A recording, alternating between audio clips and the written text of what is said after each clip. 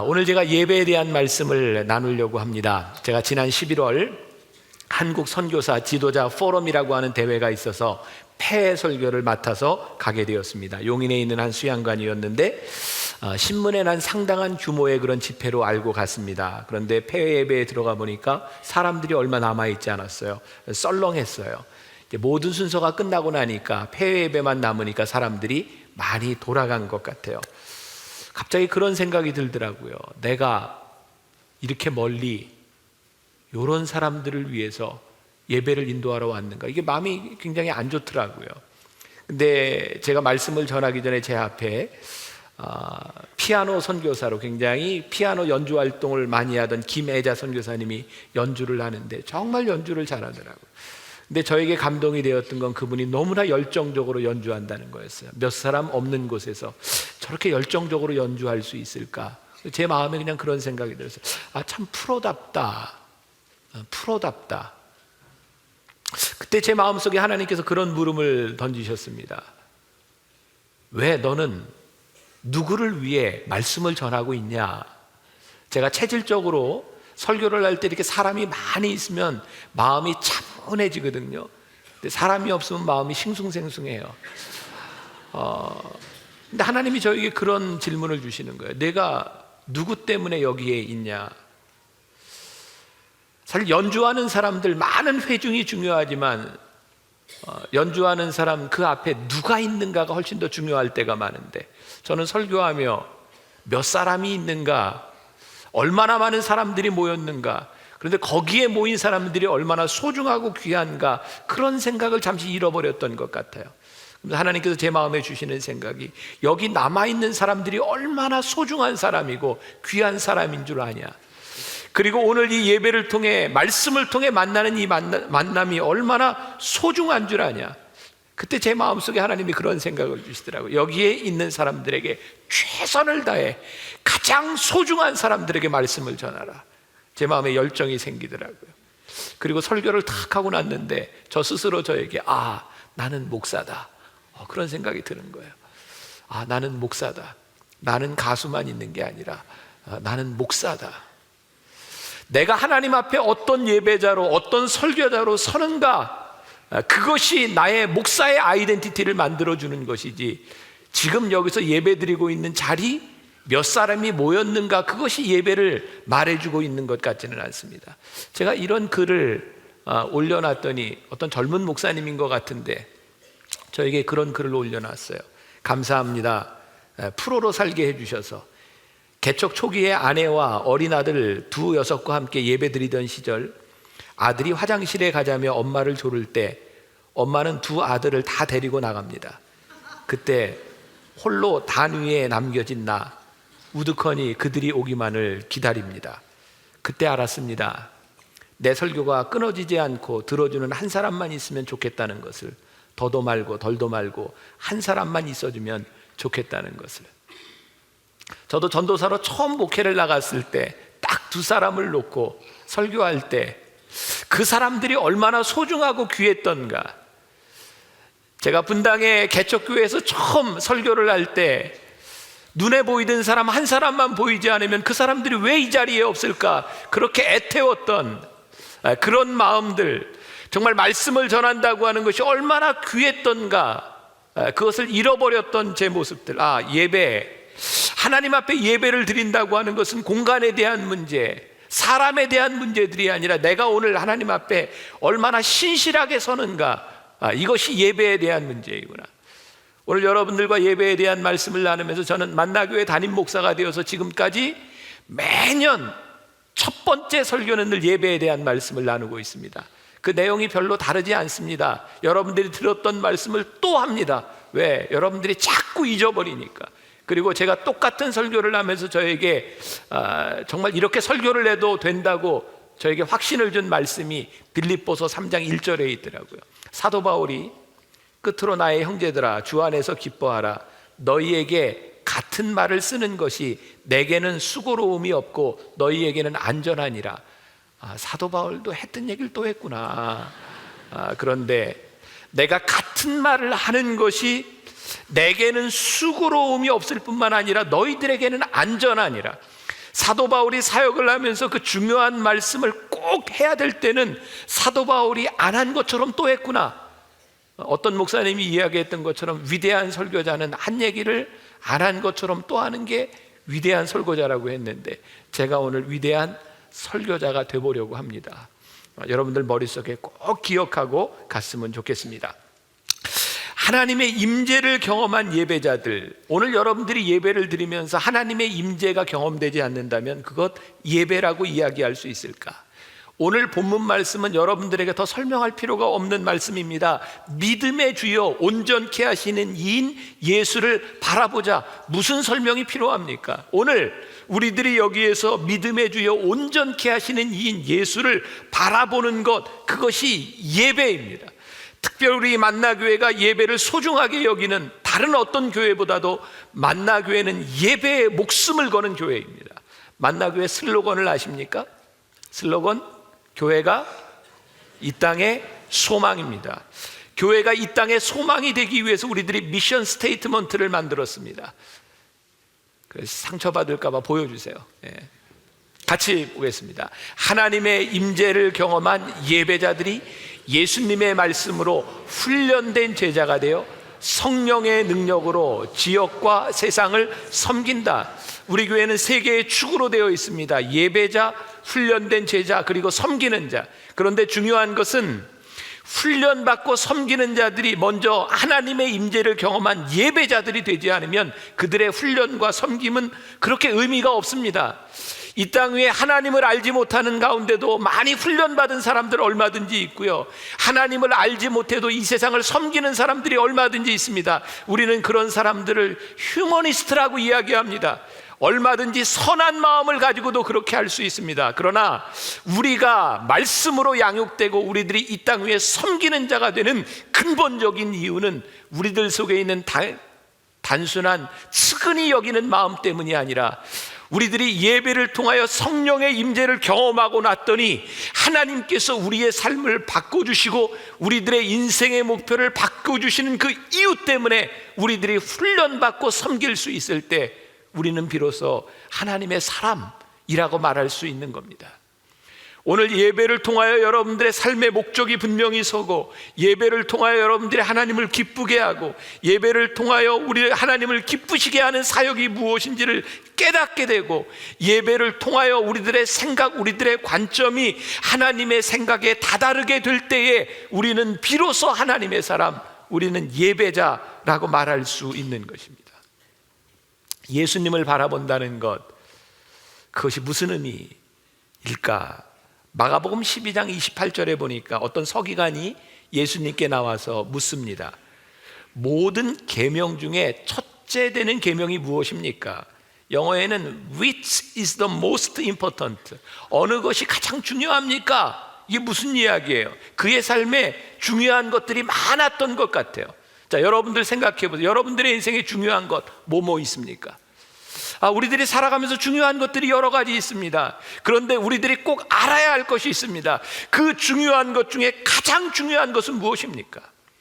이 우선순위가 분명해야 합니다. 예수님께서 말씀하시죠. 내 마음을 다하고 목숨을 다하고 뜻을 다하여 주 너의 하나님을 사랑해라. 제가 종종 여러분들에게 하는 말이죠. 하나님을 사랑하십시오. 그리고 그 다음엔 무엇을 해도 괜찮습니다. 하나님을 사랑하는 사람들은 절대로 잘못된 일을 하지 않습니다. 여러분, 무엇보다도 하나님을 먼저 진정으로 예배하는 자들이 되십시오.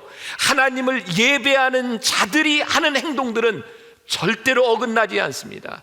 사람들이 종종 이야기합니다. 아니, 교회에서 예배만 드리면 뭐해? 그 이야기는 예배를 이해하지 못하는 사람의 말입니다. 어떻게 하나님을 예배하는 자들에게서 진정한 사역이 나오지 아니하고 어떻게 하나님을 예배하는 자들에게서 진정한 섬김이 나오지 않겠습니까? 결국 우리들이 2012년을 살아가면서 어떻게 예배의 성공자들이 될 것이냐, 어떻게 예배의 공동체를 만들 것이냐, 이것이 2012년에 여러분들의 삶을 결정하게 될 것이라는 사실입니다. 어떤 아버지와 아들이 등산을 하고 있었습니다. 정상을 향해 가는 그 등산길에 나무가 빽빽하게 차 있습니다. 아버지는 중간중간 걸어갈 때마다 나침판을 바라보며 방향을 확인합니다. 아들에게 있어서 그건 굉장히 답답했어요. 아니, 날이 저물기 전에 빨리 산 정상에 올라가야 되는데 아버지 자꾸 이렇게 나침판을 보면 어떡합니까? 그런데 산에 깊숙이 들어갈수록 나무가 너무 빽빽해서 방향이 보이지 않습니다. 이제 더 이상 아들이 이야기하지 않습니다. 나침판을 바라보며 정상에 올라갔을 때 아버지는 아들에게 나침판을 주며 이렇게 말을 합니다. 아들아, 시간보다 더 중요한 것은 방향이다. 방향을 잘못 잡으면 산속에서 헤매다 죽을 수도 있다. 이제부터 하는 말이 멋진 말입니다. 기억하셔야 합니다. 아들이 아버지에게 시계를 풀어주며 이야기합니다. 아버지, 제가 스스로 방향을 가늠할 수 있을 때까지 이 시계를 보관해 주세요.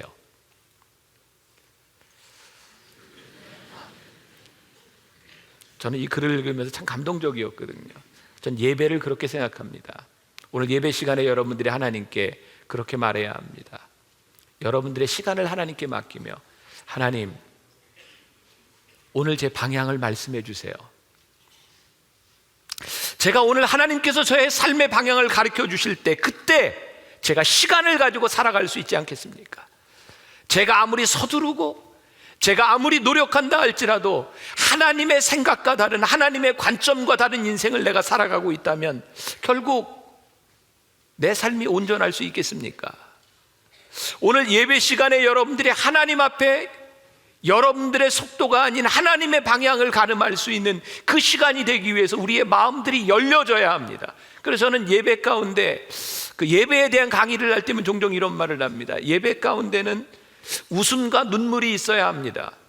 이 말은 이 예배 시간에 어떤 감정을 자극해야 된다라고 하는 의미가 아니라, 여러분들이 예배 가운데 웃을 수 있는 웃음과 여러분들이 예배 가운데 흘릴 수 있는 눈물이 없다면, 여러분들의 감정이 메말라 있다면 하나님의 말씀이 어떻게 여러분들의 심령 가운데 들어가서 뿌려지고 열매를 맺을 수 있겠는가? 여러분들이 생각하는 것보다 저는 설교를 하면서 여러분들의 표정들, 여러분들의 모습들을 좀 더 잘 봅니다. 참 이상하죠?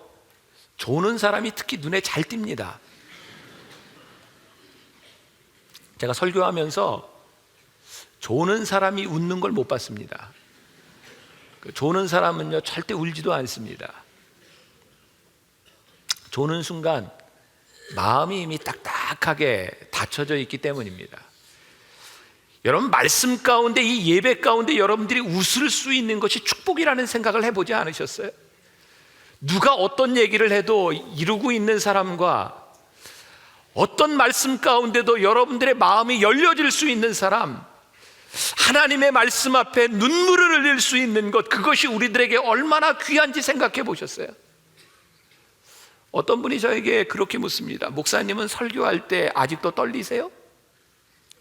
제가 설교할 때 떠는 것 같습니까? 안 떠는 것 같습니까? 떨려요. 제가 정말 여러분들에게 고백할 수 있는 것이, 설교 준비를 하며 여기 설 때까지 참 많이 떨립니다.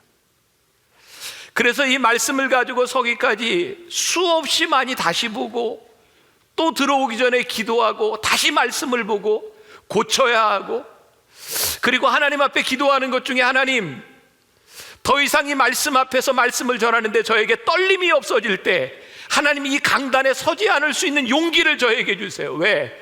말씀 앞에 떨림이 없다면, 말씀 앞에 그 떨림이 없기 때문에 무릎 꿇을 수 없다면 더 이상 이 말씀은 제 입술을 통해 살아있는 말씀으로 전파되지 않기 때문입니다.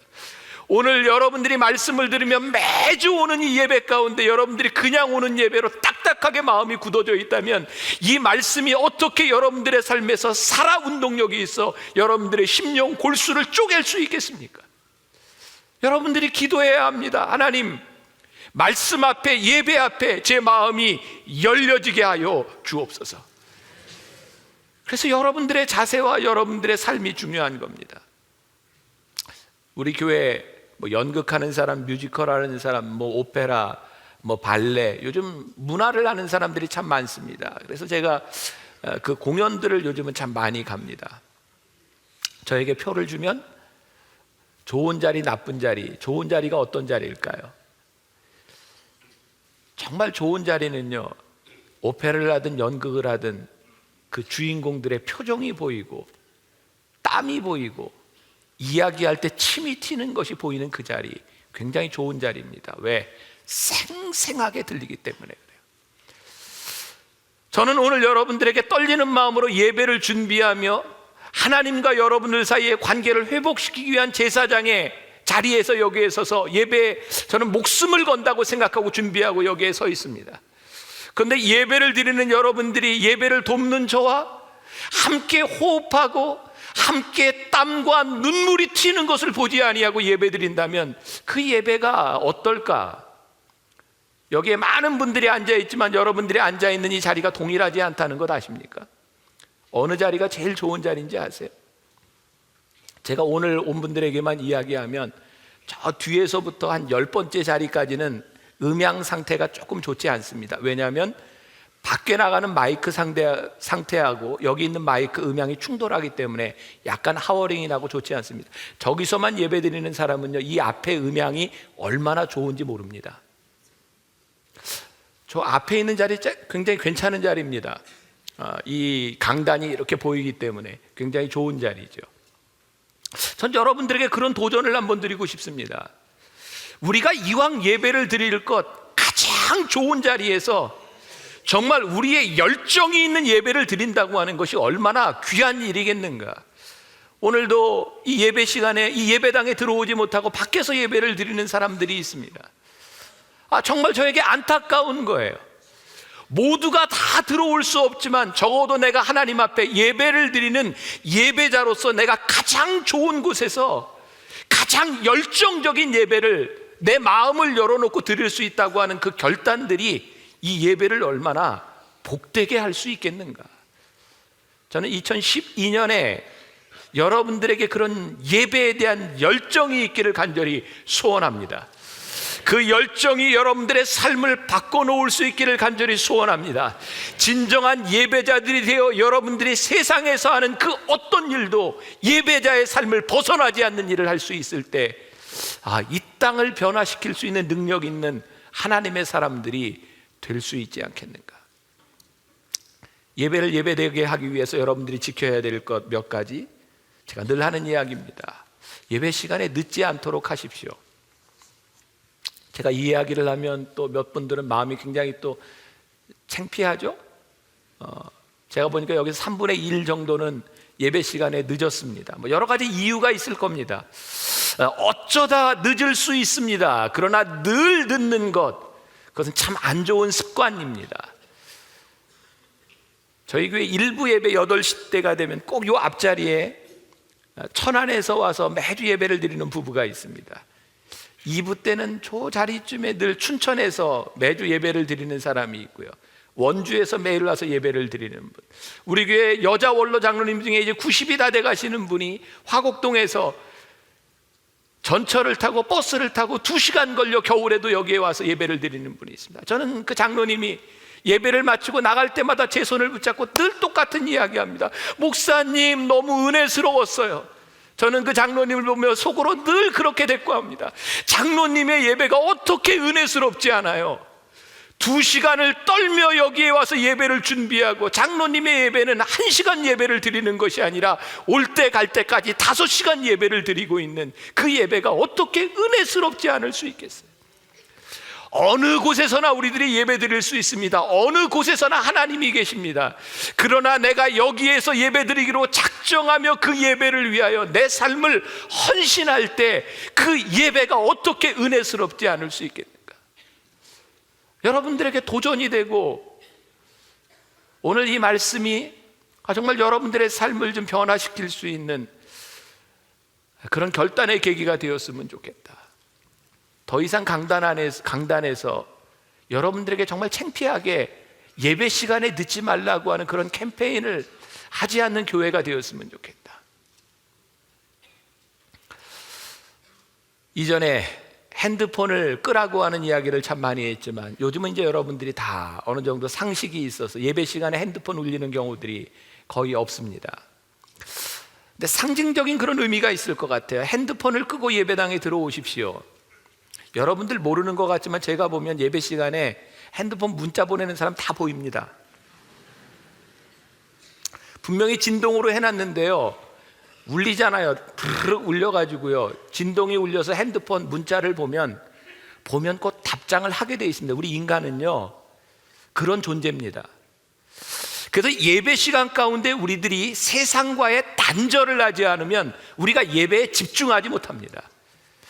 여러분, 예배 드리는 이 한 시간 하나님 앞에 집중하고 포커스 온 한다고 하는 것이, 오직 예수를 바라본다고 하는 것이 여러분들에게 얼마나 복된 일인 줄 아십니까? 제가 영성훈련 끝나고 나면 시작할 때 그렇게 얘기하죠. 여러분들 영성훈련에 집중하기 위해서 핸드폰 꺼놓고 한번 3일 지나 보십시오. 여러분들이 생각하는 것처럼 여러분들 그렇게 중요한 사람 아닙니다. 핸드폰 꺼놓고 있어도 지구가 돌아가는데 큰 문제 없습니다. 제가 그렇게 얘기하죠. 혹시 여러분들 핸드폰 켜놔야 되는 이유가 이 지구가 돌아가는데 문제가 있는 분이라면 켜놓지만, 그렇지 않으면 꺼놓고 지나 보십시오. 괜찮습니다. 근데 정말 놀라운 고백들을 합니다. 저는 이거 꺼놓으면 큰일 날 줄 알았는데 하나님이 알아서 하시더라고요. 여러분들이 오직 예수를 바라본다고 하는 이 시간, 한 시간조차도 여러분들이 세상과 단절하지 못한다면, 이 한 시간도 하나님 앞에 집중할 수 없다고 하면 여러분들 이것을 예배라고 말할 수 있겠습니까? 저는 여러분들이 예배 시간에 들어올 때 세상과 단절할 수 있는 용기를 가지고 이 예배 시간 안에 내 삶의 주인, 주권이 하나님이심을 여러분들이 인정하며 여러분들이 이 예배 가운데 나올 수 있을 때, 여러분들이 이 예배 가운데 역사하시는 하나님의 은혜를 경험할 수 있을 것이다. 여러분들 예배를 드릴 때 여러분들의 태도들 참 중요합니다. 저는 개인적으로 늘 제일 처음 것을 하나님 앞에 드리는 거 귀하다고 생각합니다. 저희 교회 굉장히 자유스러운 교회입니다. 복장 자유스럽습니다. 저는 예배를 드리면서 여러분들이 편안하게 예배를 드렸으면, 그래서 1, 2, 3, 4, 5부 예배 스타일도 다 틀리게 하고 그렇게 예배를 드립니다. 저는 여러분들이 편하게 예배를 드리면 좋겠습니다. 그러나 예배를 드리는 여러분들에게 아무리 편안해도 하나님 앞에 구별할 수 있는 그 무엇은 여러분들에게 있어야 예배입니다. 저는 그런 것을 지킵니다. 늘 처음 입는 와이셔츠, 처음 매는 넥타이, 처음 신는 구두, 양복, 저는 늘 주일날부터 시작합니다. 그래서 제가 멋있는 이유이기도 합니다. 주일날 처음 것, 저에게는 그것이 소중합니다. 하나님, 적어도 처음 것을 하나님 앞에 드리며 시작하게 하여 주옵소서. 여러분들은 어떤 것으로 하나님 앞에 처음 것을 드리려 합니까? 그것은 예배의 결단인 여러분들의 결심입니다. 주일날 여러분들이 예배를 드리기 위해 방해되는 일들이 없어야 예배가 예배다울 수 있습니다. 예배 시간에 나와서 조는 분들 이유가 있습니다. 힘들었겠죠.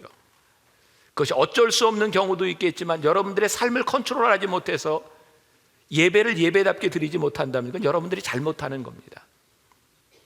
여러분들이 누군지는 잘 모르겠지만 오래전 제가 만나교회 담임됐던 초창기에 우리 부목사님 중에 한 분을 사임시킨 적이 있습니다. 이유는 한 가지였습니다. 예배 시간마다 졸았습니다. 저도 졸 때가 있습니다. 그거 이해하지 못하는 것 아닙니다. 그러나 예배 시간마다 조는 것은, 이것은 하나님 앞에 용납이 되지 않습니다. 사역자로서 예배 시간마다 존다고 하는 것이 어떻게 예배자로 하나님의 사람으로 온전할 수 있겠습니까? 그것은 아닙니다. 그래서 제가 조용히 이야기했습니다. 그만두는 게 좋겠습니다. 우리 교회를 그만두는 것뿐만이 아니라 목회를 그만두는 것이 좋겠습니다. 오래전 어떤 교회에 있었던 이야기입니다. 이 뒤에 옛날 교회들은 의자들이 있고 목사님들이 사회를 보고 그 다음에 담임 목사님이 설교를 하죠. 예배를 드리는 중에 갑자기 목사님이 설교를 하는 뒤에서 쿵 소리가 나서 보니까 그 부목사님이 그대로 졸다가 이렇게 밑으로 쓰러진 겁니다. 실제 있었던 이야기입니다. 우리들이 어떻게 예배를 준비하고 예배 전날을 어떻게 지나는가. 제가 이런 얘기하면 여러분들 은혜가 안 될지 모르지만, 저는 토요일이 되면 굉장히 신경이 날카롭습니다. 예배를 준비하는 것 때문에. 물론 정말 감사하고 다행스러운 일은 여러분들에게 몇 번 이야기했던 제 아내는 토요일 날 절대로 제 신경을 거스리는 말도 하지 않고 행동도 하지 않습니다. 왜? 주일을 준비하도록. 제가 믿음이 없어서 그런가요? 저 토요일이 되면 잠을 잘 자지 못합니다. 그게 부담이 되는 거예요. 예배 시간에 제일 좋은 컨디션을 유지하고 예배 시간에 가장 좋은 모습으로 서야 할 텐데 그게 저에게 그렇게 부담스러워요. 여러분, 담임 목사가 목회를 하면서 제일 힘들고 어렵고 저를 제일 짓누르는 것이 있다고 하면 이 예배 시간에 예배자로 서는 것이 저에게 얼마나 부담스러운지 아십니까? 적어도 제가 그렇게 이 예배 때문에 몸부림치고 예배 때문에 힘들어하기 때문에 제가 그러면서 말씀을 전하기 때문에 그 말씀 가운데 누군가의 심령이 움직여질 수 있고 성령님께서 이 약함을 붙들어 주실 수 있는 것이 아니겠습니까? 여러분들은 이 예배 가운데 나오며 얼마나 몸부림치며 이 예배가 소중하다는 생각을 가지고 여러분들이 여기에 나와 있는가? 여러분들이 어느 시간에든 예배를 드릴 수 있지만 여러분들에게 구별된 시간이 드려진다고 하는 것 얼마나 귀한 일인가. 제가 늘 이야기합니다. 예배는 오늘 여러분들이 여기서 드리는 것만이 예배가 아니라 진정한 예배는 예배자가 되어 하나님의 관점을 가진 사람들이 이 예배당을 나가는 순간부터 예배의 삶이 시작된다는 것입니다. 예배자의 능력은 오늘 여기에서 드러나지 않습니다. 오늘 여러분들이 능력을 받은 것이 이 예배당을 나가면서부터 드러나는 것입니다. 하나님께서 여러분들에게 힘을 주셨습니다. 하나님께서 여러분들에게 소망을 주셨습니다. 하나님께서 여러분들에게 하나님의 관점을 주셨습니다. 그 놀라운 역사들은 이 예배당 밖에서 세상 가운데서 드러나는 것입니다. 저는 꿈을 꿉니다. 하나님, 만나교회 예배가 유명하다고 하는데, 만나교회 예배를 찾아오는 사람이 많다고 하는데 그것이 무슨 의미가 있겠습니까? 여기에 예배를 드리는 사람들을 통하여 일하시는 하나님의 역사가 있어야 이 땅을 움직이며 하나님의 역사가 일어나지 않겠습니까? 여러분들이 2012년 예배의 성공자가 된다고 하는 것은 여러분들의 삶에서 드러나는 놀라운 기적의 역사인 것, 여러분들에게 그런 간증이 예배를 통해서 드러날 수 있기를 간절히 소원합니다. 오늘 본문 말씀 가운데 예수를 바라보자 라고 되어 있습니다. 영어 성경에 보니까 예수님을 바라본다라고 하는 이 말이 영어의 보다라고 하는 see라고 하는 단어를 쓰지 않았습니다. 이렇게 되어 있더라고요. Let us fix our eyes on Jesus. 우리의 눈을 예수님께 고정하자. 예수님을 바라본다고 하는 것은요, 우리들의 결단입니다. 예수님만을 바라보고 픽스하겠다고 하는 결단이 예배입니다. 오늘 여러분들 이 예배 가운데 많은 것들이 보여지면 여러분들이 예배에 집중하지 못합니다. 예배에 여러분들이 들어올 때 나는 거룩하게 내 이 시간을 하나님 앞에 집중하겠습니다라고 하는 결단이 설 때에 예수를 바라볼 수 있는 겁니다. 그래서 구별은 그냥 되어지는 것이 아니라 늘 우리들이 작정하는 겁니다. 구별하겠다고 하는 것은 여러분들의 삶에서 여러 가지로 드러납니다. 여러분들이 제일 힘들어하는 헌금 이야기를 좀 해볼까요? 저는 제일 민망한 게 뭐냐면 여러분들 헌금 시간에 그때 지갑에서 꺼내서 헌금하는 사람들처럼 민망한 일이 없다고 생각합니다. 언젠가 재무부장님이 그런 얘기 하실 때, 목사님 그렇게 설교하시면 헌금이 줄어요. 준비 안 해온 사람들이 창피해서 그거 예배 시간에 헌금 시간에 못 꺼내요. 헌금 줄어도 괜찮습니다. 하나님께서 원하시는 것이 이 교회가 돈이 없어서 하나님의 일을 못합니까? 하나님의 일은 돈으로 하는 것이 아니라 우리들의 헌신과 구별로 이루어지는 겁니다. 우리 만나교회가 여러 가지 일을 꿈꾸고 있습니다. 거기에 많은 물질들이 필요합니다. 그러나 그 물질은 돈으로 되는 것이 아니라 하나님 앞에 구별된 헌신을 통하여 이루어지는 것입니다. 저는요, 이 구별이 멋진 것은 우리들이 하나님 앞에 구별할 때 하나님께서 그 사람을 구별하신다는 겁니다. 저는 종종 우리 청년들 바라보며 정말 멋진 운동 중에 하나가, 우리 청년들 늘 회사에 취직하면 첫 열매를 하나님 앞에 드립니다. 그리고 그 청년들은 저에게 그거 가지고 와서 목사님 기도해 달라고 얘기합니다. 저는 간절히 기도합니다. 하나님, 첫 번째 것을 구별한 이 아이의 인생을 구별하여 주시옵소서. 왜? 이것은 돈에 대한 문제가 아니기 때문입니다. 돈으로 이야기하자면 왜 첫 번째 것을 구별합니까? 그 인턴십으로 월급도 적은데 돈으로 생각하면 1년 후에 받은 거 내라, 그래야 수지 맞는 거 아닙니까? 교회는 돈을 다루는 것이 아니라 우리들의 헌신과 구별을 이야기하는 것이 교회이기 때문입니다. 앞으로 하나님께서 우리 교회에 많은 일들을 우리 교회를 통해서 하실 텐데 절대로 돈으로 이루어지는 일이 아닙니다. 여러분들의 헌신과 구별된 삶을 살아가는 사람들을 하나님께서 구별하셔서 쓰시는 역사들이 일어나는 것, 그것이 하나님의 역사입니다. 하나님은 여러분들이 하나님을 가장 신뢰하고 하나님을 사랑하기를 원하십니다. 그 리고렌 목사님의 책에 보면 참 멋진 표현이 나와 있어요. 하나님을 우리가 신뢰할 때 하나님이 우리를 바라보며 미소를 지으신다. 저에게도 도전이 되는 일이죠. 제가 지금 설교를 하고 있는 설교자로서의 제 모습을 바라보며 하나님이 미소 지으실까? 오늘 예배 드리는 여러분들의 예배의 모습들을 바라보며 하나님의 얼굴에 미소가 떠오를 수 있을까? 아, 흐뭇하다. 그래, 네가 나를 참 사랑하는구나. 네가 나를 참 신뢰하는구나. 하나님은 우리들에게 신뢰를 받으실 때 하나님의 얼굴에 미소가 떠오르신답니다. 상상해 보세요. 이게 얼마나 귀한 일인가.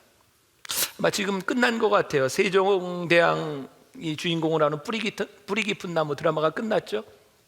한 번도 못 봤는데 어떤 분이 글을 그렇게 올려주셨더라고요. 아마 그 극 중에 그런 대사가 있었던 모양이에요. 세종대왕이 아마 그 집현전의 학자들에게 뭐 좀 논리적으로 설명해야 되는 그런 말들, 지금 신뢰할 수 없다 이러니까 세종대왕이 이런 말을 했대요. 신뢰라 하였느냐? 지금까지 내가 한 일을 보며 그냥 믿어줄 수 없겠느냐? 참 제가 이상한 건 제가 감동받는 거예요. 여러분들이 별로 감동을 안 받는다는 거예요. 신뢰라 하였느냐? 내가 너희들에게 지금까지 한 것을 바라보며 믿어줄 수 없냐? 하나님께서 우리들에게 가장 원하시는 것이 무엇이겠습니까? 오늘 예배의 자리에서 하나님, 제가 도저히 이해할 수 없습니다. 제게서 일어나는 이 일들 정말 제가 이 상태로는 예배할 수 없습니다. 근데 하나님이 말씀하시는 거예요. 신뢰라 하였느냐? 내가 너와 함께 했던 내 인생을 바라보며 내가 오늘 이 시간 믿음으로 신뢰하며 나를 예배할 수 없겠냐?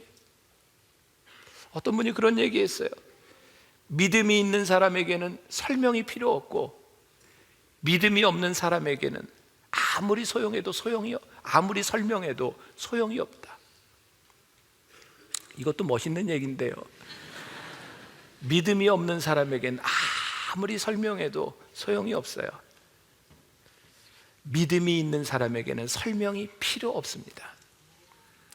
오늘 우리가 예배자로 하나님 앞에 여러분들에게서 무슨 일이 일어나고 있느냐, 그것이 중요하지 않아요. 하나님을 바라보며 믿음의 주여 온전케 하시는 예수를 바라보며 오늘 이 시간 하나님 앞에 집중하며 하나님께서 내 삶을 인도하실 것에 대한 믿음의 고백을 하는 것, 하나님이 그런 우리의 모습을 바라보며 하나님께서 미소를 띄우신다. 이게 얼마나 놀라운 일인가. 예배 가운데 여러분들이 영향력을 상실하면 우리는 참 불행한 사람이 됩니다. 제가 지난해 터키의 성지순례를 가면서 그 콘스탄티노플, 그 소피아 성당이 있는 곳을 보게 되었습니다. 소피아 성당은 세계 4대 성당 중에 하나입니다. 굉장히 큰 성당입니다. 그곳에 들어갔을 때 회칠한, 회가 벗겨진 그런 모습을 보게 되었어요. 소피아 성당은 콘스탄틴 대제가 세운 굉장히 아름다운 그런 성당인데 거기에 존 크리소스톰이라고 하는 위대한 성자가 있었던 곳인데 이슬람 사람들이 다 들어와서 모든 성화들을 다 회로 칠해버렸습니다. 그리고 강단이 삐뚤어되어 있습니다. 모스크를 향해 바꿔놓은 겁니다. 그리고 그것만으로 되지 않으니까 그 성소피아 성당 맞은편에 유명한 이슬람 사원을 하나 짓습니다. 블루 모스크라고 하는 사원. 21,000개의 푸른 타일을 가지고 그리고 260개의 창문을 만든 아주 멋진 사원을 만듭니다. 저는 그 이야기들을 쭉 들으면서 제가 생각하게 된 것이, 그렇게 위대했던 성당, 그렇게 위대한 사람이 있었던 것이 이렇게 수치스럽게 회를 칠하고 사람들의 관광지가 되어버린 그 교회를 바라보며, 진정한 예배자들이 사라지면 그 교회와 건물은 이렇게 무의미하게, 이렇게 수치를 당할 수 있구나. 저는 우리 만나교회를 바라보며 그런 생각합니다. 하나님, 오늘 여기에 진정한 예배자들이 있는 한 이 교회가 영향력을 가지고 하나님이 쓰시겠지만, 이 교회가 아무리 아름답게 꾸며져도 진정으로 예배드리는 자가 없다면 하나님 이 교회를 버리시지 않겠습니까? 믿지 않는 사람들에게 수치스러운 것이 되지 않겠습니까? 그래서 예배가 중요한 겁니다. 교회가 교회되기 위해서, 여러분들의 삶이 그리스도인의 삶을 살아가기 위해서 여러분들이 오늘 결심해야 합니다. 2012년 나는 예배의 성공자가 될 것이다. 말씀을 마치려고 합니다. 여러분들이 집에 가시면 이번 주간에 꼭 창세기 12장과 13장 말씀을 묵상해 보십시오. 아브라함이 하나님 앞에 처음으로 불리움을 받게 됩니다. 아브라함이 불리움을 받고 제단을 쌓습니다. 예배를 드렸습니다. 근데 예배를 드리면 우리들의 삶에 만사 형통해야 되는데 그렇지 않더라고요. 아브라함이 예배를 드리고 났는데 아브라함에게 어려움이 찾아왔습니다. 기근이 와서 점점 남방으로 애굽으로 갑니다.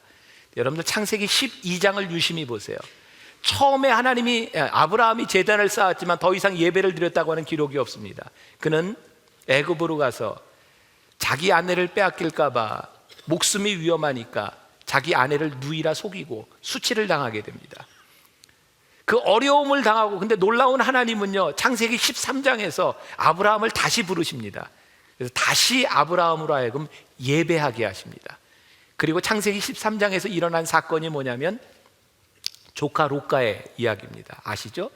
하나님이 축복하셔서 많은 양떼들, 낙타들 생기니까 싸움이 일어났죠. 아브라함이 예배를 드리면서 어떤 사람이 됐냐면 조카 롯에게 내가 우하면 나는 좌하고 내가 좌하면 너는 우하리라. 내가 먼저 선택해라.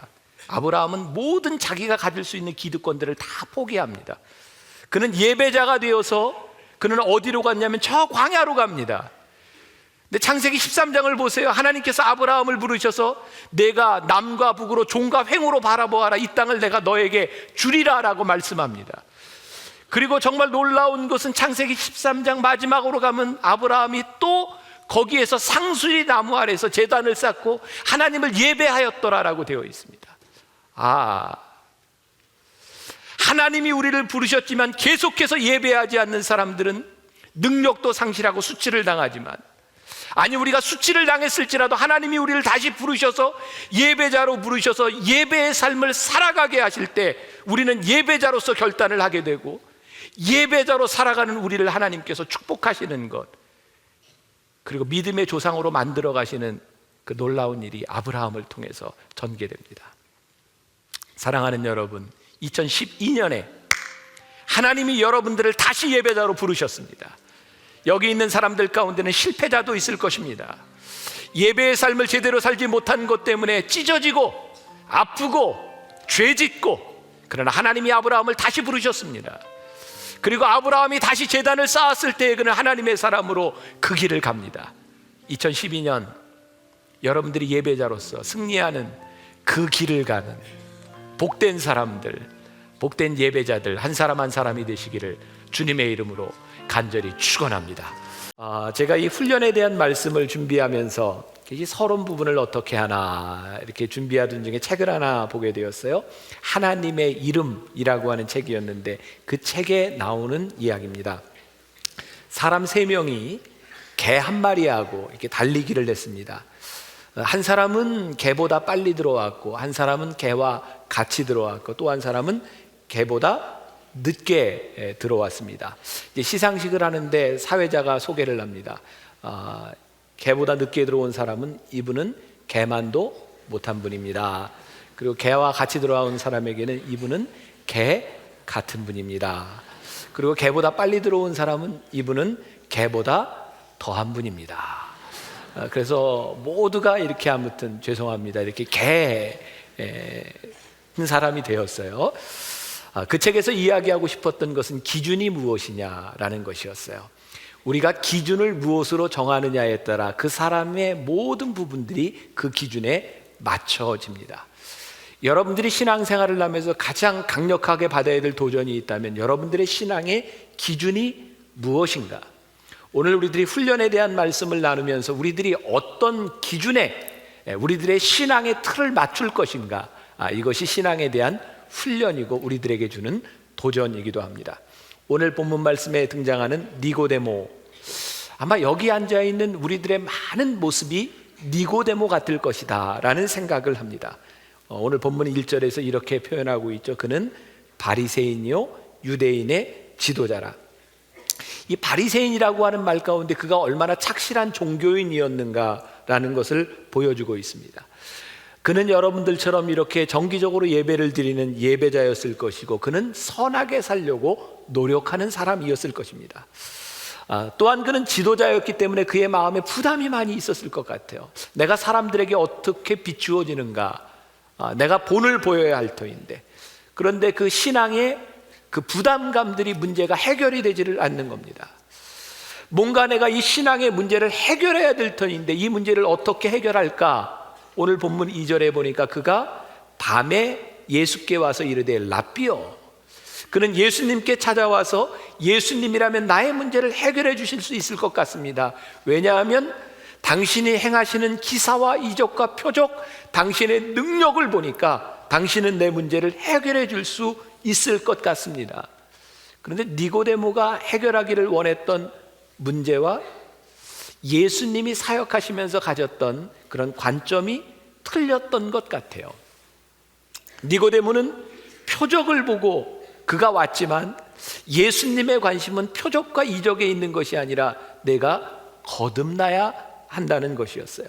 근데 놀라운 일은 그가 예수님과 다른 관점을 가지고 왔을지 모르지만 예수님을 만나는 순간 예수님은 그의 인생을 바꾸어 주셨다는 겁니다.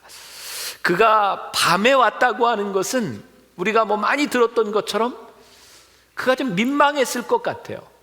지도자로 이렇게 평생을 살아오면서 그의 마음속에 이런 영적인 갈급함과 문제를 가지고 있다고 하는 것이 창피했을지 몰라요.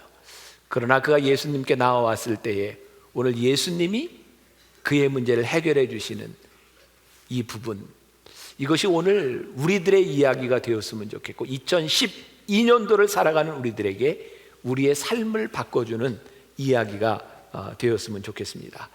모든 일들은 문제의식에서부터 출발합니다. 니고데모가 가지고 있었던 문제의식, 아마 오늘 여러분들이 여기서 예배를 드리지만 여러분들의 영혼에 대한 문제와 여러분들의 신앙에 대한 문제, 그 풀리지 않는 갈증에 대한 문제, 여러분들이 문제를 가지고 왔다면 그것에서부터 시작할 수 있다고 생각해요. 제 페이스북에 어떤 분이 글을 남겼는데 참 좋은 글인 것 같아요. 문제가 없다고 생각하고 부정하면 정신병이랍니다. 문제를 회피하면 신경증 노이로제에 걸린 사람, 문제를 수용하면 보통 사람, 내 자신이 내 삶 자체가 바로 문제라면 성숙한 사람, 모든 문제를 하나님께 맡기면 믿는 사람. 아마 여기 여러분들이 어디에 속하였는지 모르지만 우리들에게 문제가 있다는 것, 갈급함이 있다고 하는 것은 문제가 아닌 것 같아요. 문제는 우리들이 가지고 있는 이 문제를 어떻게 해결할 것이며 누구에게 가져가서 이 문제의 해답을 얻을 것이냐에 대한 문제이겠죠. 예수님께서 니고데모를 만났을 때 니고데모가 가지고 있었던 생각의 틀을 바꿔놓으십니다. 오늘 우리의 신앙의 문제, 우리가 해결될 수 있는 것은 기존에 우리들이 가지고 있었던 갈급했던 이 신앙의 틀을 우리 주님께서 어떻게 바꾸어 놓으시느냐. 육적인 세계에서 영적인 세계로 어떻게 우리의 관심을 옮겨 놓느냐에 대한 문제이겠죠. 2011년 11월 1일 조선일보 위클리비즈에 나왔던 글입니다. 제가 위클리비즈를 굉장히 즐겨보는 사람인데 거기에 최철규의 소통 리더십이라고 하는 그 섹션에 이렇게 틀을 바꾼다고 하는 의미를 이렇게 설명을 하고 있더라고요. 첫 번째 상황입니다. 후반 10분을 남겨놓고 스코어는 1대 0으로 이기고 있는 상황, 축구 경기입니다. 포항 스틸러스가 이기고 있습니다. 그런데 상대방에서 10분을 남겨놓고 선수를 교체하는데 나가는 선수가 이렇게 천천히 걸어갑니다. 포항 스틸러스 선수가 가서 막 빨리 나가라고 합니다.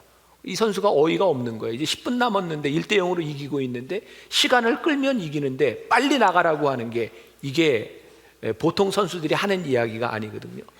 이 포항 선수들이 조금 이상한 조급증을 가지게 됩니다.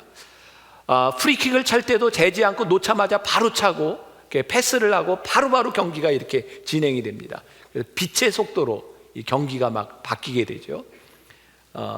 이런 포항 스틸러스의 그 경기를 보면서 누군가 스틸러스 웨이라고 이름을 붙입니다. 그런데 왜 바뀌게 되었는가? 2008년도에 단장이 바뀌면서 어떻게 하면 K리그를 재밌게 할 수 있을까? 그러면서 90분 경기를 하는 동안 공이 죽어 있는 데드 타임을 계산해 보았답니다. 여러분들 그 영국의 그 프리미어 리그 아시죠? 제가 설교를 하면서 이렇게 좀 당황스러운 게 있는데 매일 저는 텔레비 보고 뭐 영화만 보는 사람인 것 같고 여러분들은 신앙생활하면서 매일 성경만 보고 세상과는 끊고 사는 사람 같아요. 프리미어 리그 혹시 아세요? 아시는구나. 예.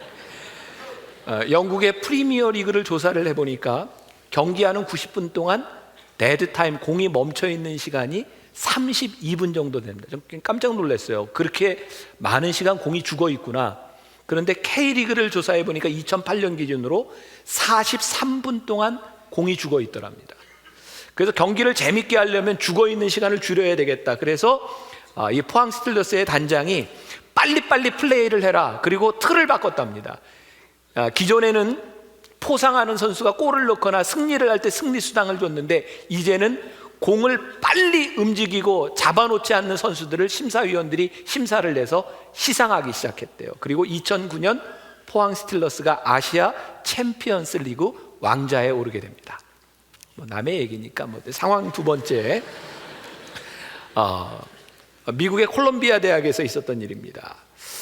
교무처장이 총장에게 와서 이야기합니다. 총장님, 학생들에게 아무리 이야기를 해도 도대체 말을 듣지 않습니다.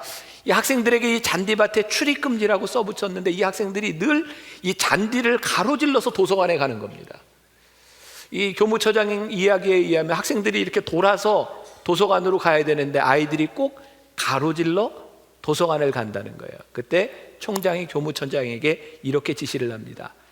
길을 만들어 주세요. 아이들이 바로 도서관에 갈 수 있도록 가로질러 길을 관통해 주세요. 학생들이 규칙을 어기지 않을 수 있도록 제도를 만들었더니 이제 학생들이 그 길로 다니기 시작합니다. 그 게임의 룰을 바꾼 총장이 미국의 34대 대통령인 드와이트 아이젠하워라는 사람입니다. 제가 이 글을 굉장히 재밌게 읽었습니다. 우리들의 문제는 틀을 바꾸지 않고 룰을 바꾸지 않고 우리의 관점을 바꾸지 않는 것이 문제이구나. 니고데모에게 있어서 문제가 무엇이었는가? 그가 문제의식을 가지고 내 인생이 이건 아닌 것 같은데 정말 답답했는데 그가 그 인생의 문제를 가지고 하나님 앞에 나왔을 때에 우리 주님께서 그 니고데모의 인생의 틀을 탁 바꿔주셨어요. 내가 육적으로 생각하고 있기 때문에 네 문제가 해결되지 않는다. 영적인 눈으로 네가 보아야 네 문제가 해결될 것이다. 그리고 영적인 시각으로 탁 바꿔줍니다. 오늘 여기에 앉아있는 우리들의 인생을 바꾸어주고 우리들의 삶을 바꾸어줄 수 있는 일이 있다면 바로 우리들의 틀이 영적으로 바뀌어지는 겁니다.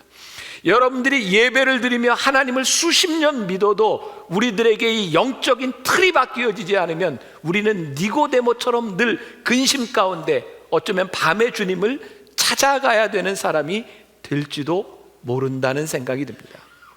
니고데모가 예수님께 와서 묻습니다. 어떻게 하면 영생을 얻겠습니까?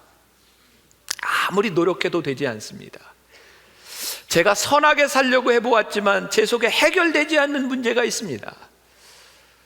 제가 보니까 당신은 선생님이요 이적을 행하시는 분인데, 요한복음 2장에 보면 예수님께서 공생의 첫 번째 기적, 물로 포도주를 만드셨어요.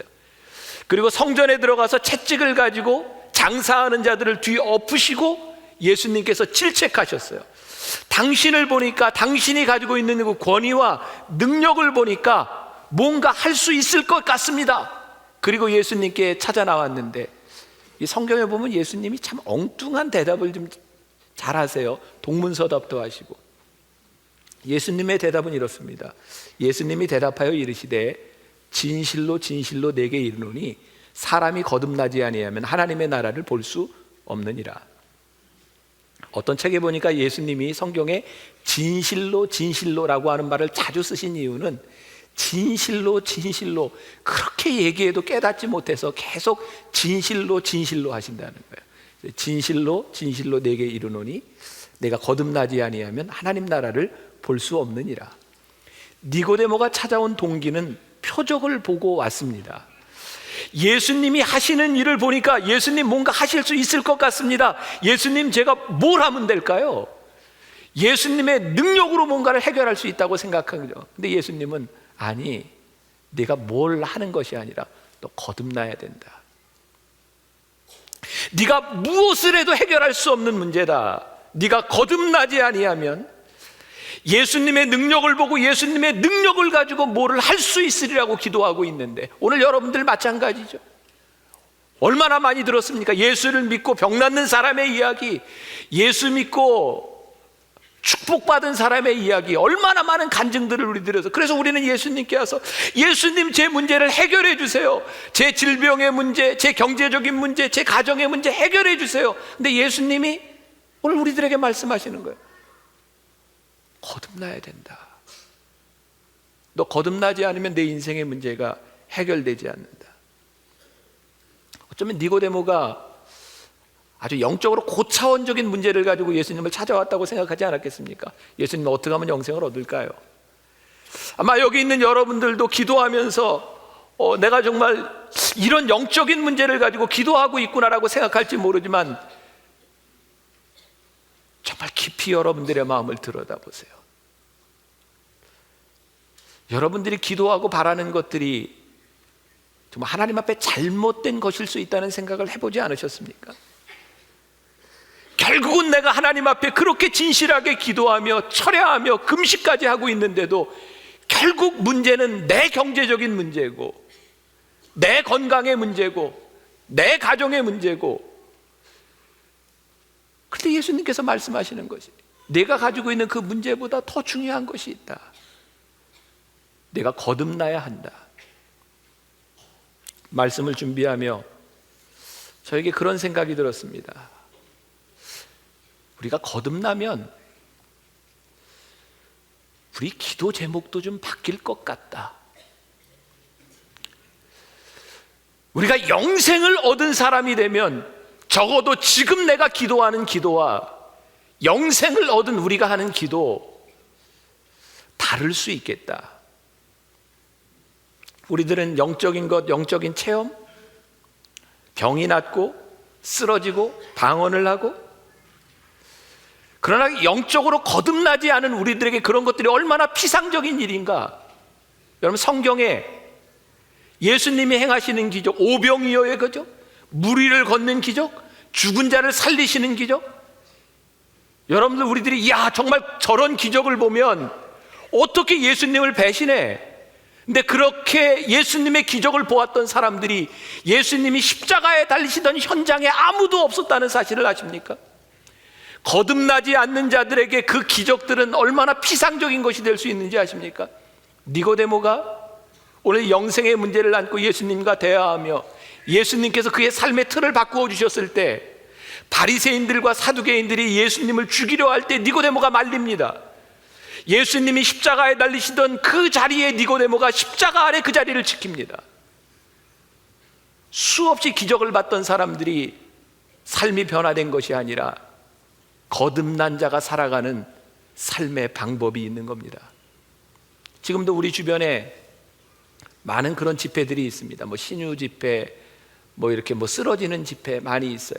제가 그런 거 부정하지 않습니다. 왜? 우리 교회에서도 얼마든지 귀신이 나가고 방언을 하고 기도하다 입신하고 그런 일들이 얼마든지 일어납니다.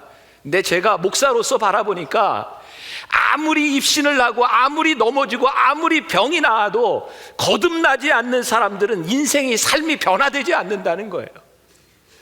우리들이 그 표적을 따라다니며 아무리 신앙생활을 해도 우리들이 건강이 나아도 거듭나지 않는 사람들은 또 주님을 버리고 떠나가더라는 거예요. 우리의 삶을 바꿔주는 것은 표면적인 기적과 병고침과 쓰러지는 일들이 아니라 하나님의 말씀 앞에서 우리들이 거듭나느냐 거듭나지 않느냐에 대한 문제. 예수님께서 마가복음 9장 45절에서 이렇게 말씀합니다.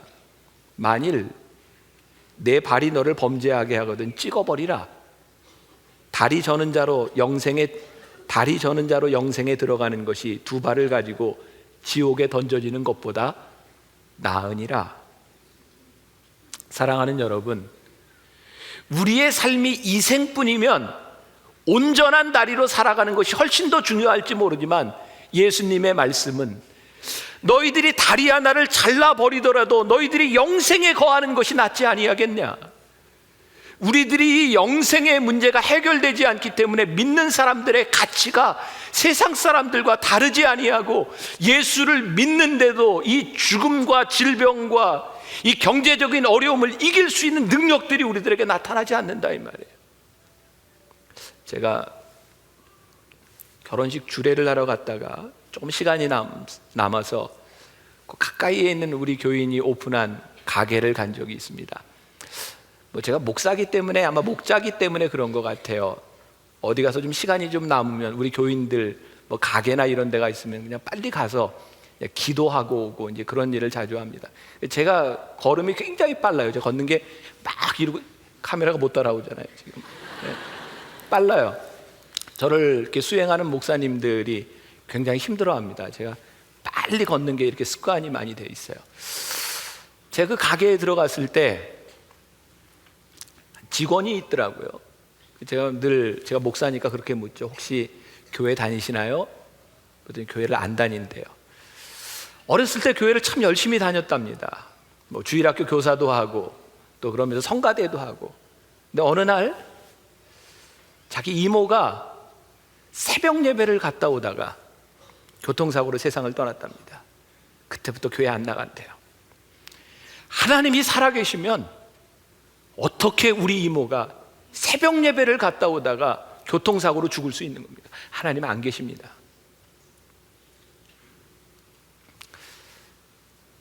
여러분들에게 묻고 싶습니다. 새벽 예배 갔다 오다 교통사고로 죽는 거 축복입니까? 저주입니까? 누구나 한 번 죽습니다.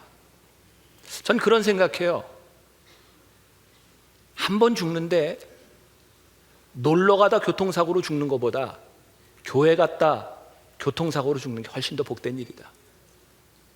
여러분, 그게 축복으로 느껴지지 않는다면 여러분들의 인생이 이 세상을 보는 시각으로 고정되어 있는 거예요. 우리가 한 번 죽는데, 한 번 사는 인생인데 뭐 하다 죽느냐? 어떤 사람이 죽고 어떤 사람이 사느냐가 중요한 것이지. 제가 몇 년 전에 교통사고가 났었어요. 제가 그제 우리 헌신 예배 드리면서 그런 얘기했어요. 신방을 가다가 교통사고가 났는데 뒤에서 트럭이 받았어요.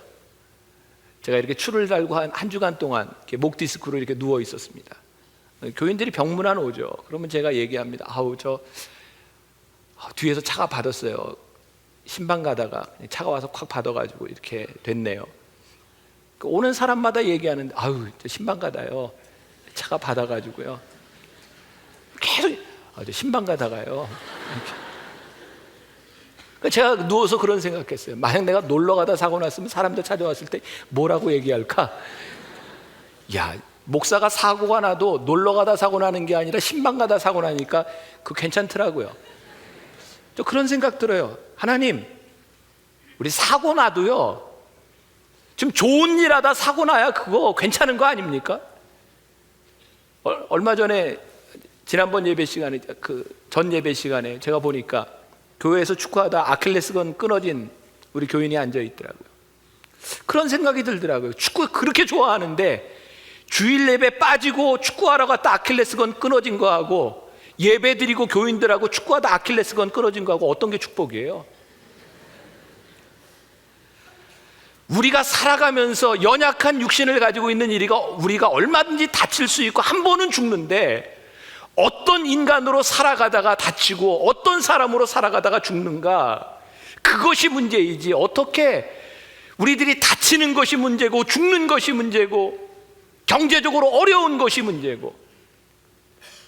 우리들이 예수를 믿는다고 하지만 사실은 영생과 관계없는, 영혼과 관계없는 세상과 똑같은 문제들을 가지고 고민하며 우리의 생각의 틀이, 우리 신앙의 틀이 바뀌어지지 않아요.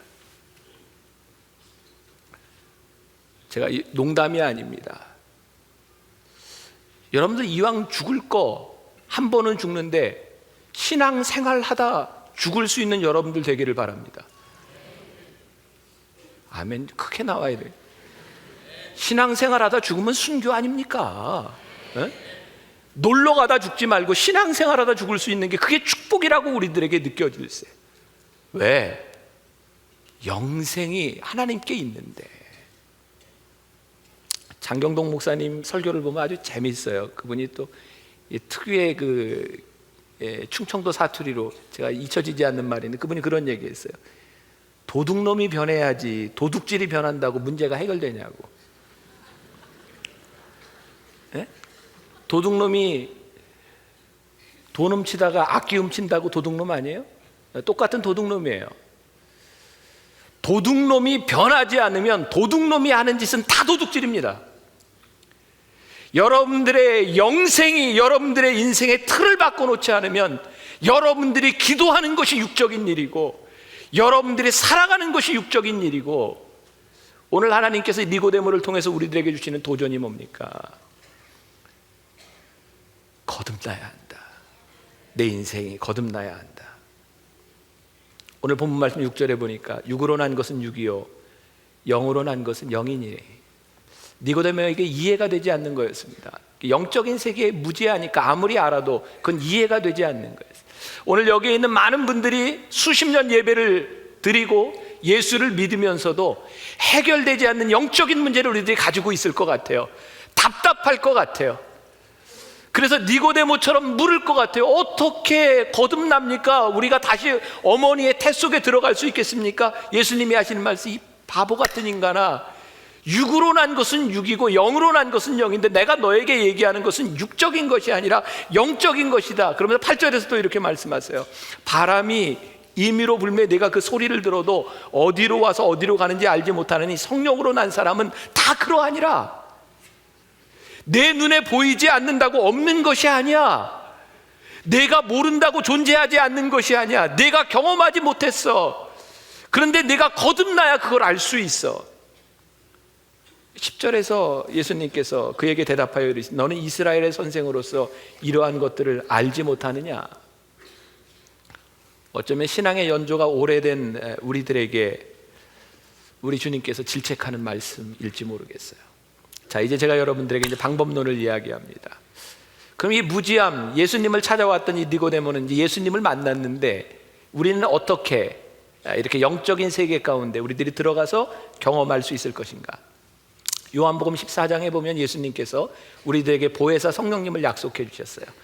보혜사 성령님은 추상적인 분이 아니라 우리들에게 오셔서 너희들의 모든 것을 가르치시고 생각나게 하시는 분이라. 그분이 보혜사 성령님이다 말씀하셨어요. 보혜사 성령님은 지금 오늘 우리들 가운데 이 말씀을 통해서도 역사하시고 우리들의 심령에 말씀하실 뿐만 아니라 지금 이 예배 가운데 운행하시고 우리들의 삶 가운데 함께 하시는 분이 보혜사 성령님이세요. 그래서 오늘 말씀을 통해서도 성령님이 역사하실 뿐만 아니라 우리의 영적인 지체들, 우리 믿음의 사람들을 통해서 성령님은 우리들에게 말씀하시고 영적인 길을 인도해 주세요. 잠언 27장 17절에 정말 기가 막힌 말씀이 있어요. 철을 날카롭게 하는 것처럼 사람이 그의 친구의 얼굴을 빛나게 하느니라. 여러분, 철로 갑니다. 그 날카로움이 갈아질 때 빛을 냅니다. 우리들이 언제 빛이 나는지 아세요? 믿음의 공동체에서 사람들과 부대끼며 우리들의 얼굴이 빛이 나게 돼 있다라고 말씀합니다. 저희 만나교회에는 나무 공동체라고 하는 것이 있죠. 여러분들 잘 들으십시오. 우아하게 나는 예배만 드려, 나 건들지 마세요. 그렇게 우아하게 사세요. 예수 믿는 게 우아하다? 근데 그런 분들이 되게 왜 그러는지 아십니까? 교회에서 받은 상처가 많대요. 나 더 이상 상처받고 싶지 않아서 그냥 예배만 드리게 나를 제발 좀 그냥 놔두세요. 제가 언젠가 여러분들에게 그런 말씀 드렸죠. 우리가 정말로 만나기 싫어하는 사람이 있는 곳, 그것이 진정한 공동체라고. 여러분들 가정에요, 정말 지긋지긋한 인간이 있어요. 그게 가족입니다. 그래도 살아갑니다. 가족이기 때문에. 그 가족 때문에 기도하며 우리들의 영이 성장하고 우리의 신앙이 성숙되어 나가는 겁니다. 그것을 버리면 우리의 삶도 영도 끝나는 겁니다. 우리 교회에 많은 분들이 오시죠. 여기 오신 분들 가운데 지난 교회에서 상처를 받은 분들이 참 많습니다. 새가족 애찬을 할 때 보면 우는 분들이 많이 있어요. 너무 마음이 아픈 거예요. 그 교회를 떠나올 수밖에 없었던 마음들. 제가 그분들에게 이런 얘기합니다. 그래요, 여러분들이 어떤 사정으로 여기에 오게 되었는지 모르지만 제가 정말 바라는 것은 여러분들에게 이 만나교회가 마지막 교회였으면 좋겠습니다. 만나교회가 완전해서요? 아니요. 여기에도 똑같이 여러분들을 힘들게 하고 내가 저 인간 때문에 못 살겠다고 생각하는 그 인간이 여기에도 있습니다. 그러나 그 인간이 있고 그 사람 때문에 부대끼는 것이 진정한 공동체이기 때문에 내가 그것을 안고 가야 되겠다고 하는 믿음의 눈이 여러분들에게 열려질 수 있는 교회가 되었으면 좋겠습니다. 우리 교회가 특별한 거 없어요. 다른 교회가 안고 있는 동일한 문제들을 다 안고 있어요. 여러분들이 어디에 가서 그런 문제들을 피할 수 있겠습니까? 아니요. 니고데모가 어떻게 하면 영생을 얻을까요? 예수님이 말씀하십니다. 너 거듭나야 된다. 여러분들이 교회를 찾아다니면서 어떤 교회 가야 제가 신앙생활을 잘할 수 있을까요? 아니요. 네가 거듭나야 된다. 우리의 영이 하나님 앞에 거듭나지 않으면 안 돼요. 만나교회 들어오면 새가족 교육을 시킵니다. 여기 있는 여러분들 중에 새가족 교육 죽어도 안 받는 분이 있죠. 안 받는 이유가 내가 몇 년을 신앙생활을 했는데 또 새가족 교육을 받냐? 내가 여기는 처음이지만 나 새가족 아니다. 나도 다른 교회에서 새가족 교사했다. 이런 분들도 꽤 있어요. 근데 새가족 교육을 왜 받습니까? 많은 교회들이 있고 교회마다 특성이 있고 그 교회마다 신앙생활하는 방법이 있어요. 여러분들이 여기에서 신앙생활하면서 여기에서 신앙생활하는 방법을 함께 훈련받지 않으면 믿음의 공동체를 이루기가 힘든 거예요. 그래서 새가족 교육 필요합니다. 제가 몇 년 전 설교하면서 그런 얘기 또 다 잊어버렸을 것 같아요. 제가 군에 있던 시절에 전방에서 워낙 사고가 많이 나니까 저희 지휘관이 저에게 군목에게 부탁을 했어요. 목사님, 병사들이 자대로 배치 받기 전에 꼭 목사님이 인격지도 훈련을 해서 좀 보내주세요. 제가 그래서 병사들 이렇게 모아놓고 자대로 가기 전에 이제 훈련 교육을 하면 저는 이제 장교지만 목사니까 존댓말로 물어보죠. 병사들한테 이렇게 한 사람이 이렇게 세워가지고 그래, 군대에 왔는데 군인 정신이 뭐야? 그러면은 그 친구가 대답을 못해요. 잘 얼어가지고. 다음 친구한테 군인 정신 말해봐요. 군인 정신이 뭐야? 대답을 잘 못해요. 한 친구한테 일어나서 군인 정신이 뭐야? 그랬더니 그 친구가 용감하게 대답했어요. 예, 군인 정신은 제정신이 아닙니다. 제가 그 얘기를 딱 들었을 때 정답이다 그랬어요. 정답. 어떻게 군 생활을 제정신 가지고 합니까? 자살하고 사고 나는 이유는 제정신 가지고 군 생활하기 때문입니다. 우리들이 하나님을 믿는 사람으로서 살아가는 삶의 방법이 있어요. 영은 영으로야 아는 것이고, 여러분들이 영적인 생활을 만나교회에서 하면서 여러분들이 만나교회의 삶의 방식을 아는 것이고, 여러분들이 믿음의 공동체 속에 들어가서 서로 부대끼며 아파하면서 우리들의 영이 성장하는 것을 우리들이 경험해야 우리들의 믿음이 자라나는 겁니다. 제가 마음이 참 안타까운 거예요. 교인들을 바라보며 수십 년을 예수를 믿어도 예배의 자리에 나왔다가 하지만 무언가를 바라고 나오지만 또 공허하게 나아가고 또 무언가를 찾는 교인들을 바라보며 정말 이 안에 아픔 가운데 부대끼며 우리들이 찾아야 할 것이 있는데, 영적인 신앙생활을 위해서 여러분들이 꼭 경험해야 되는 것이 있습니다. 니고데모가 영적인 세계를 이해하지 못한 것은, 예수님의 말씀을 이해하지 못한 것은 그가 영적인 것을 몰랐기 때문입니다. 저희 교회에 영성 훈련이 있습니다. BTD 13년 전에 시작했습니다. 제 목회 스케줄에 있어서 제일 우선순위가 뭐냐면 영성 훈련입니다. 저는 지난해 이미 올해 영성 훈련 스케줄을 딱 잡아놓고 거기에는 다른 것이 절대로 들어가지 않습니다. 영성 훈련을 통해서 우리 교인들의 삶에 터닝 포인트가 있어야 하기 때문에 제가 우리 교인들과 함께 3일 동안 먹고 자고 그것을 떠나지 않으며 여러분들과 함께 지나갑니다. 그곳에서 영적인 체험들이 일어나야 되고 그것이 귀하기 때문인데, 그렇게 이야기를 해도 안 가요. 제가 그런 얘기합니다. BTD를 갔다 오지 않으면 만나 교인이 아직 아닙니다. 왜? 우리의 영적인 흐름들을 아직 모르기 때문입니다. 다음 주에 제가 우리 예배팀한테 이야기를 했으면, 사실 오늘 준비했으면 좋을 텐데 설교하다 생각이 났어요. 다음 주에 여러분들에게 영성훈련을 비롯해서 나무 공동체, 우리들이 교육을 받는 것들 여러분들이 좀 써낼 수 있도록, 신청할 수 있도록 좀 드리려고 합니다. 또한 우리 교회에 영적인 가장 중요한 훈련의 장이 하나 있습니다. 변화산 기도회. 제가 종종 그렇게 얘기하죠. 변화산 기도회를 참석해 보지 않고 인생을 얘기하지 말라고. 변화산 기도회에 참석 안 한 사람 아직 만나교회는 아닙니다. 왜? 만나교회의 영적인 흐름을 모릅니다. 변화산 기도회는 저에게 굉장히 특별합니다. 8년 전 제가 만나교회 담임 목사가 되었을 때 저에게 가장 큰 기도 제목이 있었다면 영적 리더십이었어요. 제가 어린 나이에 담임 목사가 되서 39살에 담임 목사가 되고 참 두려웠어요. 지금은 제가 중후해 보이죠. 생긴 거는 그때도 제가 중후했어요. 근데 문제는 제가 어린 나이에 담임 목사가 돼서 참 두려웠어요.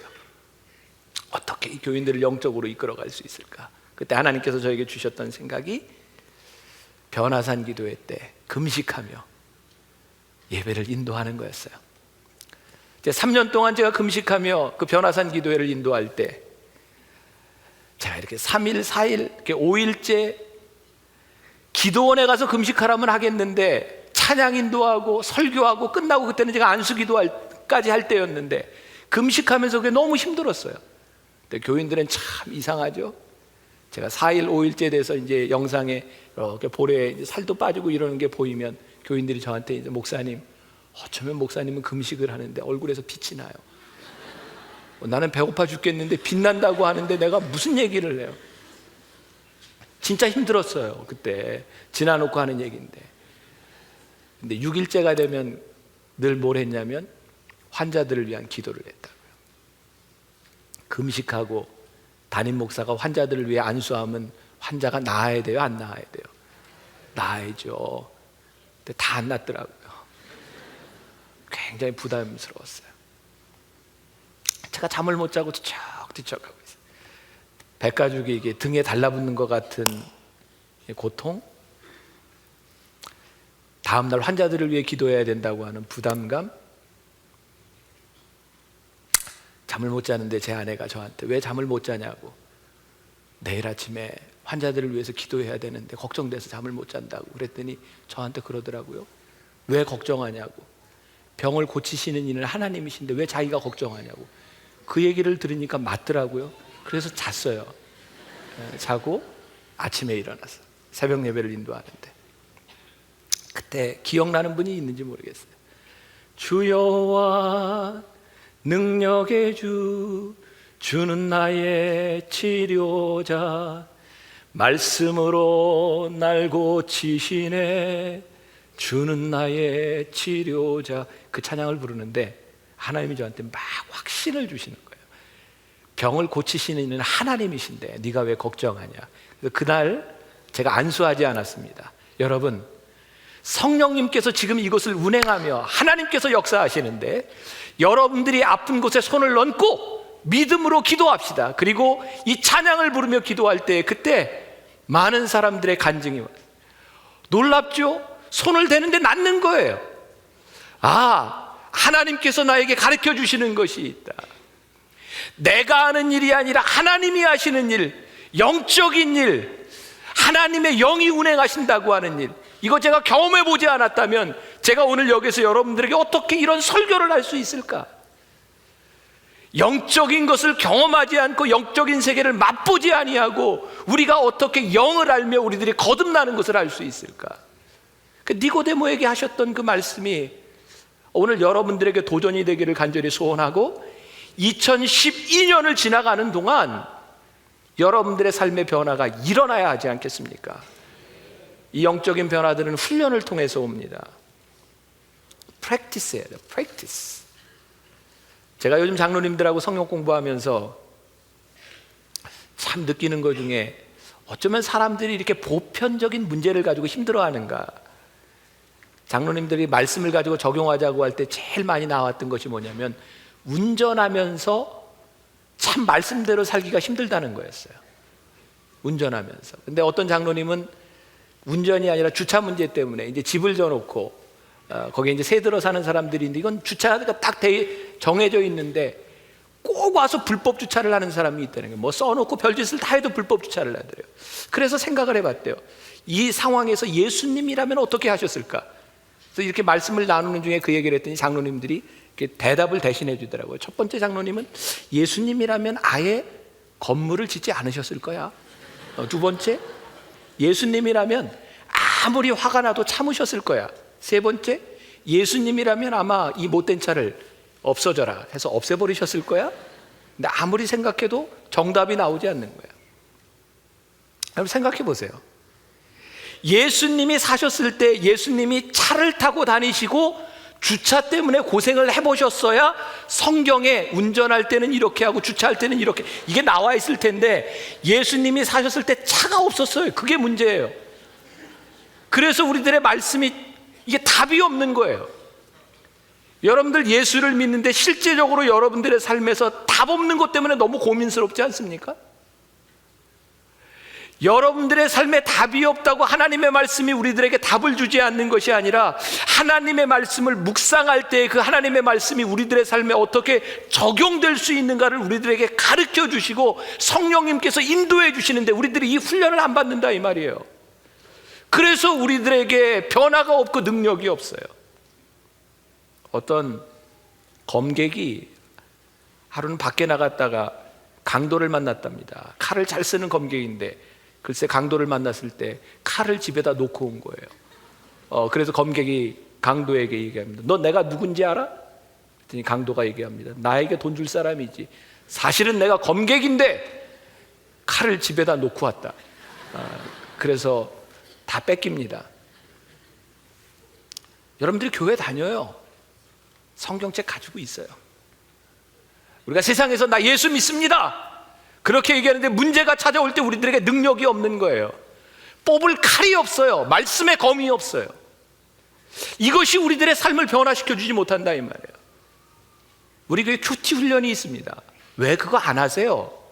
여러분들을 위해서 말씀을 적용하도록 하는데. 큐티 훈련뿐만 아니라 우리 교회에 나무 생각이 있습니다. 지금 3,000명이 나무 생각을 가지고 묵상합니다. 다음 달부터 나무 생각을 1000권을 더 만듭니다. 이제 4000권 만듭니다. 그리고 우리 교인 전체가 언젠가는 말씀을 묵상하면서 우리들의 삶에 적용되는 일이 있으리라고. 지난 몇 년 동안 1:1 제자 양육을 하면서 정말 힘들었어요. 양육하는 사람도 모자라고 배우려고 하는 사람도 많지 않고, 그런데 올해 들어서 이제 양육받은 사람이 1000명이 넘어섰어요. 내년도에 이제 2000명이 됩니다. 후년에 4000명 됩니다. 1:1 제자 양육이 이제 탄력을 받기 시작했어요. 제가 우리 교회 모든 교역자들, 목사님들 전부 1:1 제자 양육해라. 그리고 목사님들이 전부 1개 이상의 나무를 만들어서 이제 양육하는 일을 합니다. 왜? 제가 성경 공부를 해보니까 살아있는 말씀의 능력은 내가 말씀을 배워서 깨닫고 내가 깨달은 말씀을 가지고 누군가의 생명을 바꾸는 일을 할 때 능력이 나타나요. 우리가 이거 경험하지 못하고 살아가면 죽은 신앙이에요. 어떻게 하면 영생을 얻을 수 있겠습니까? 네가 거듭나야 한다.